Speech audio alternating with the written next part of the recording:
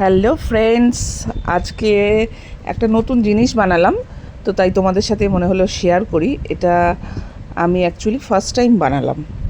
তো দেখতেই পাচ্ছ, এটা চিকেনের লেগ পিস।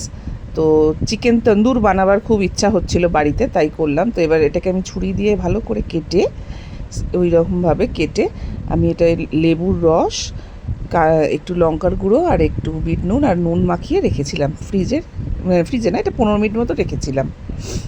তারপর আমি এই জল ঝরানো টক দই নিয়েছি, আদা বাটা নিয়েছি, রসুন বাটা নিয়েছি, তন্দুরের মশলাটা তৈরি করছি আর কি, যেটা মাখিয়ে রাখবো। এটা নিয়েছি আমি হচ্ছে লাল লঙ্কার গুঁড়ো, যে মশলাটাই মাখিয়ে রাখবো সেটাই এখন রেডি করছি। লঙ্কার গুঁড়োটা তোমরা তোমাদের ঝাল যতটা খাবে সেই পরিমাণ মতো নেবে। আচ্ছা, এটা আমি দিয়ে দিচ্ছি একটু গরম মশলার গুঁড়ো। আমি কেনা গরম মশলার গুঁড়োই দিয়েছি, তোমরা চাইলে বেটেও দিতে পারো। এরপর আমি দিয়ে দেবো একটু কালারের জন্য, মানে কালারটা যাতে একটু ভালো হয় তার জন্যই আমি এই কাশ্মীরি লঙ্কার গুঁড়োটা দিচ্ছি।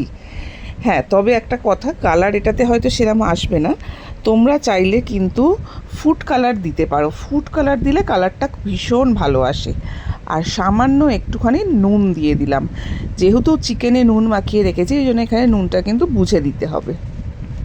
আচ্ছা, এই হলো মশলাটা মাখানোর পর, এই এলো মশলাটা।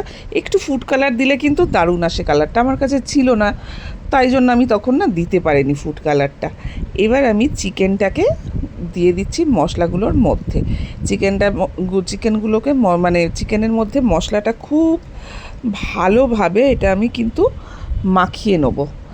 নিয়ে এবার এটা আমি ম্যারিনেশন করে একদম ফ্রিজে রেখে দেবো ঢাকা দিয়ে। মিনিমাম 4 ঘন্টা তোমাদের রাখলে ভালো হয়। ঠিক আছে, 4 ঘন্টা রাখতেই হবে আর কি। আরও যদি বেশি রাখো তাহলে আরও ভালো হবে, মশলাটা একদম ঢুকে যাবে। তো এইবার আমি গ্যাসের মধ্যে নিয়ে নিয়েছি একটু সাদা তেল, আর তার সাথে আমি একটু দিয়ে দেবো বাটার। বাটার আর সাদা তেলটা বাটারটা একটু গলে গেলে তখন আমি এই মশলা মাখানো একদম যেটা ম্যারিনেট করে রেখেছিলাম সকালবেলা সেই চিকেনটা দিয়ে দেবো। দিয়ে এবার এটাকে না ঢাকা দিয়ে দিয়ে দিয়ে করতে হবে একদম গ্যাসটা সিম করে। এটা বাড়িয়ে দিলে কিন্তু মশলাটা পুড়ে যাবে, চিকেনটা কিন্তু হবে না।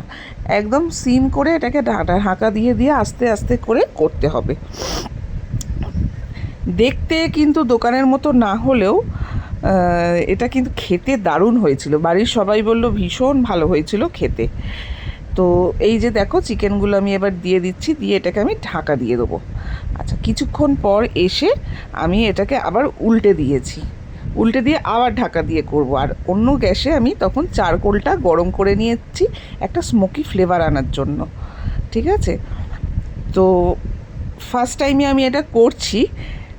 তো খেয়ে দেখলাম যে না, সত্যি ভালো হয়েছিল, দেখতে ভালো না হলেও খেতে ভালো হয়েছিল। তো এটা ভাজা হয়ে গেছে, এবার আমি বাটির মধ্যে ওই চারকোল আর বাটার দিয়ে এটাকে পুরো ঢেকে দিয়েছিলাম, একদম যাতে গন্ধটা না বেরোয়। আর লাস্টে একটু বাটার ব্রাশ করে এটাকে সেঁকে নিয়েছি। যদি ভালো লাগে আমার ভিডিওটা তাহলে প্লিজ তোমরা একটুখানি শেয়ার করে দিও আর লাইক করো। টাটা।